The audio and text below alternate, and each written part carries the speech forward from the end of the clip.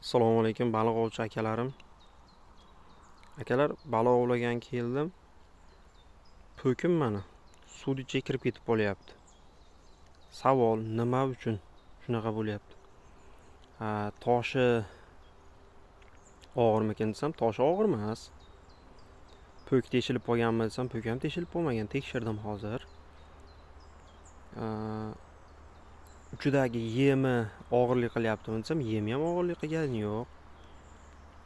Mana hozir olga keldim. Ko'lga, o'zeraga. Mana shunaqa katta ko'l.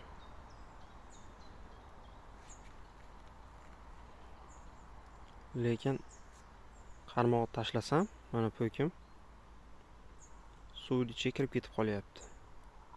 Hozir mana shu turishi suvni ichida turibdi shu. 3 chiqib turibdi. Shunga nimaga shunaqa bo'lyapti ovchi akalar? Bir maslahat beringlarchi.